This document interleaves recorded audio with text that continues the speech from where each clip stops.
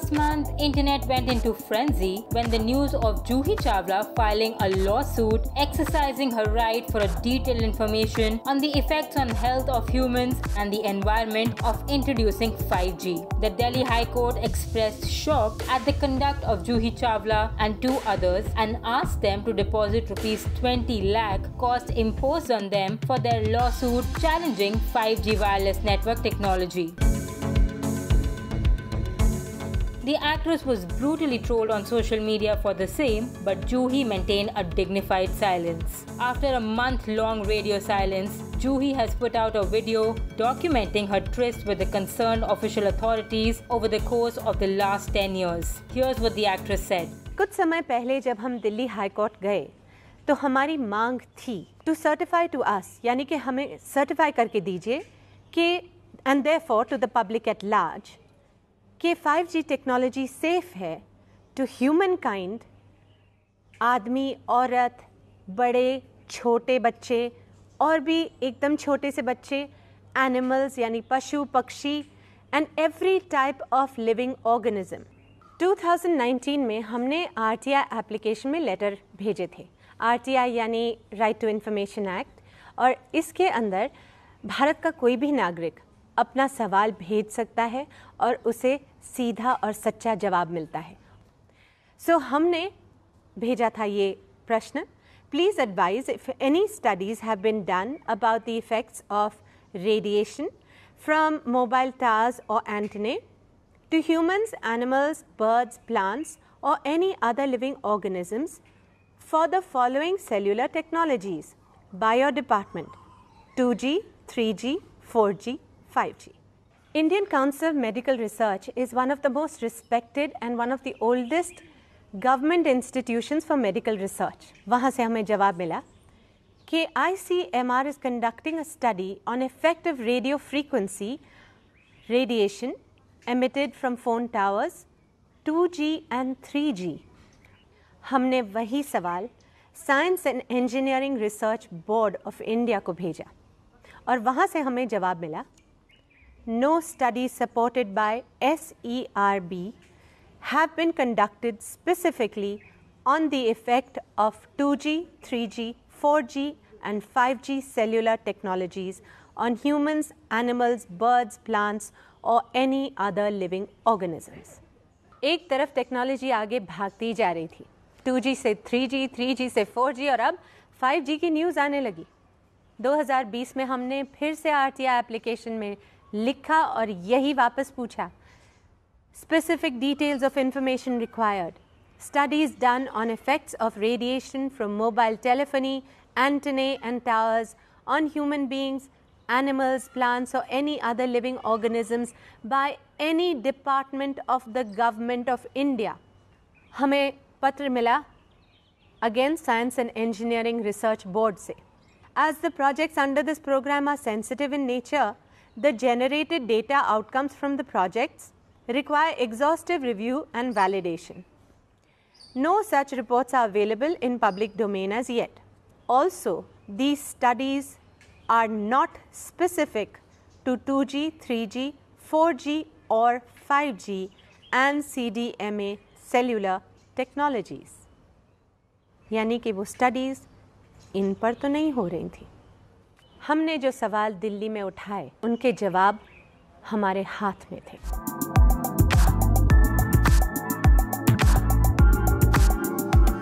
ये सब हमने क्यों किया, हम यहाँ कैसे पहुँचे?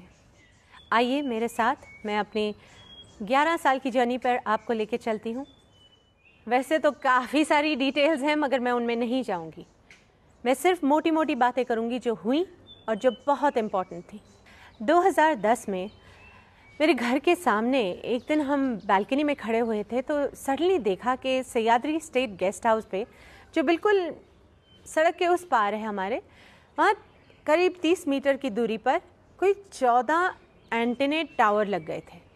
उस समय में मुझे नहीं पता था ये क्या है। किसी ने बताया ये मोबाइल टावर एंटेना है। अच्छा, उस समय तहलका मैगज़ीन में फ्रंट पेज स्टोरी थी ऑन दिस वेरी टॉपिक और उसमें लिखा था Tehelka's first ever survey of cell tower radiation in Delhi sounded alarm bells across India. The findings in Mumbai are even more chilling. और अंदर बहुत बड़े बड़े लोगों ने रेडिएशन के बारे में लिखा हुआ था।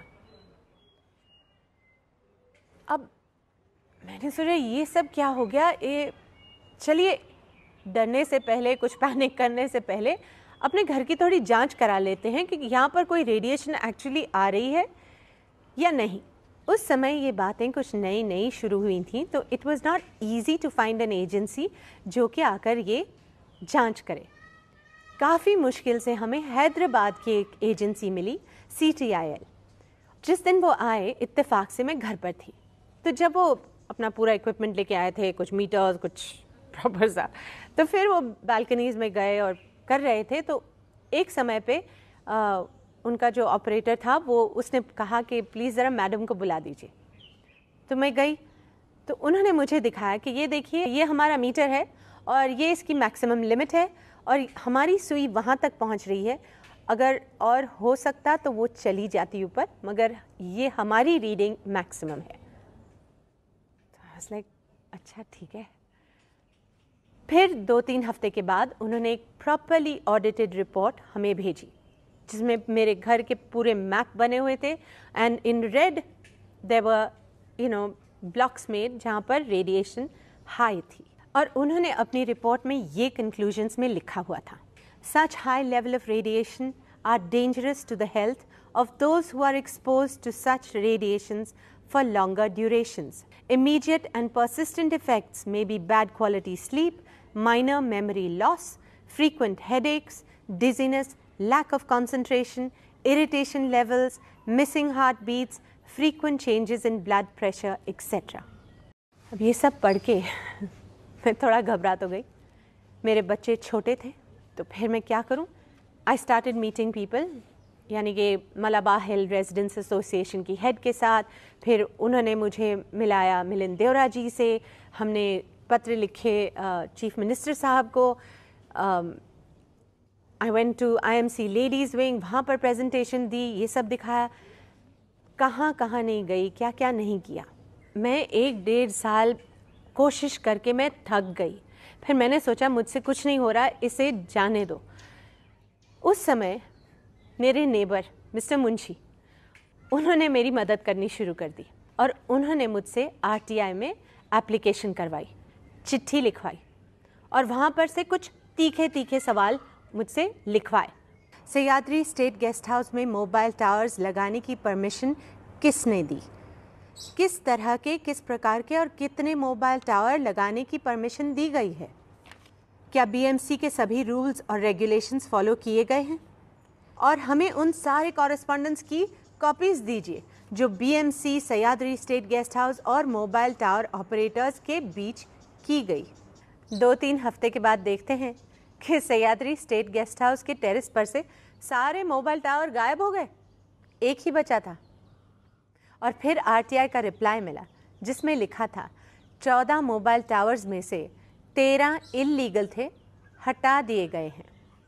जब ये खबर छपी तो हमारे फ़ोन बजने लगे, कोई बांद्रा से फ़ोन कर रहा है तो कोई भोपाल से, यही कह रहे हैं कि हमारे घर के सामने भी मोबाइल टावर लगे हैं, आपने अपने घर के सामने से कैसे हटवा दीजिए, प्लीज़ हमारी मदद कीजिए ना। तो हम क्या करते? हम एक एक करके लोगों की मदद करने लग गए। 2013 में पार्लियामेंट्री स्टैंडिंग कमेटी ने हमें इनवाइट किया to make a presentation on behalf of citizens. हम स्पेशली दिल्ली गए इसके लिए। पार्लियामेंट्री स्टैंडिंग कमेटी के चेयरपर्सन उस समय थे श्री राव इंद्रजीत सिंह जी। तो पूरा दिन उन्होंने मीटिंग्स की है representatives from ASSOCHAM, AUSPI, department of telecommunications, cellular operators association of India, telecom industry के सारे रिप्रेजेंटेटिव से उनकी पूरे दिन मुलाकात हुई है। शाम को 5 बजे हमारी टर्न आई। 5 बजे हमने प्रेजेंटेशन की उनके सामने and after the presentation almost all the members of the parliamentary standing committee came and congratulated us. 3 महीने के बाद पार्लियामेंट्री स्टैंडिंग कमेटी ने हमें अपनी रिपोर्ट भेजी एंड वो पढ़ने लायक है।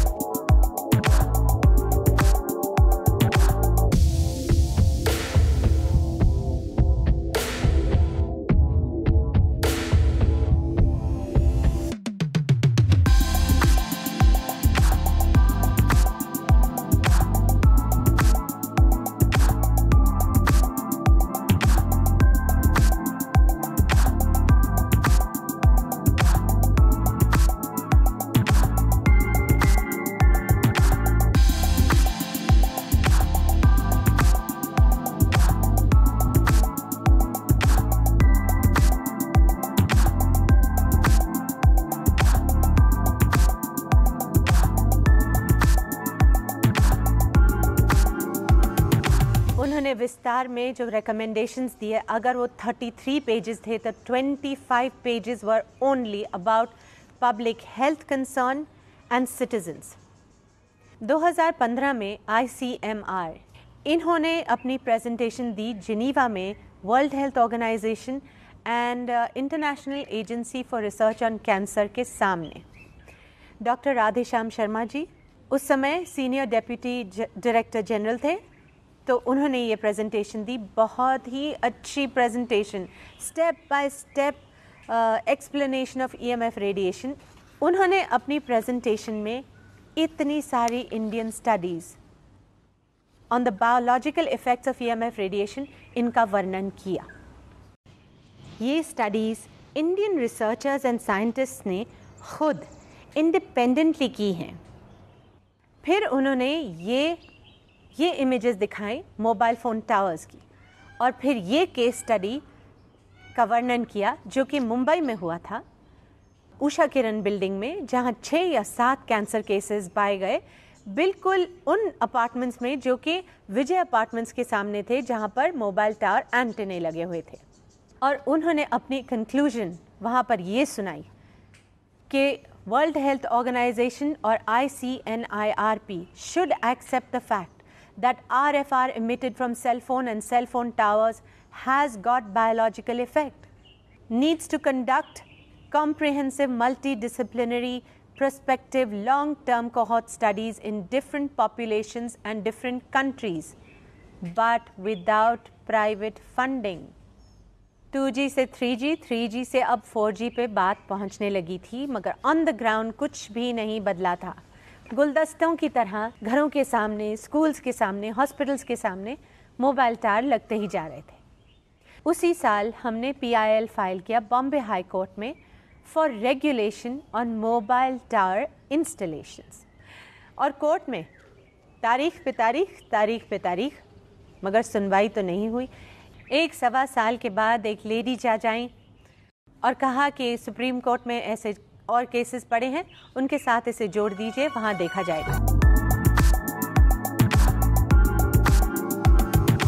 इस दौरान बहुत सारे पत्र लिखे गए। Experts from overseas joined us. Doctors ने हमारे साथ प्रेजेंटेशंस दिए। मुझे बड़े बड़े लोगों ने, संस्थाओं ने अवार्ड्स दिए इस काम के लिए। 2019 में तंग आकर हमने फिर से RTI में पत्र लिखे और ये सब पूछा।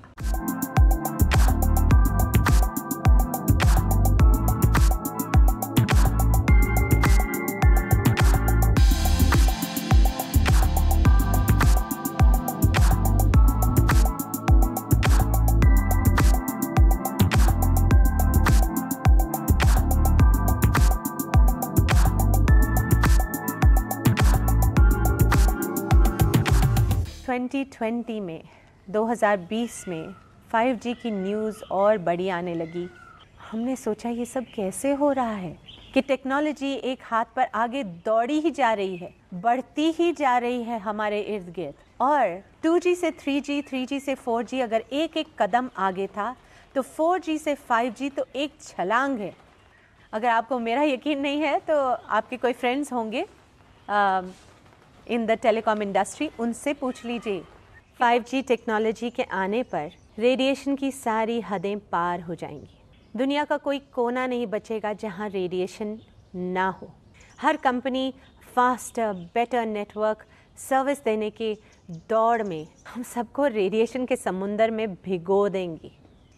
अगर हमने छोटे छोटे बच्चों की सेफ्टी के लिए, आने वाली पीढ़ियों की सेफ्टी के लिए, गर्भवती महिलाओं की सेफ्टी के लिए, बड़े बूढ़े बीमार लोगों की सेफ्टी के लिए, इन पेड़ पौधे पशु पक्षी की सेफ्टी के लिए अगर सवाल उठाया तो आपको क्या लगता है कि हमने गलत किया?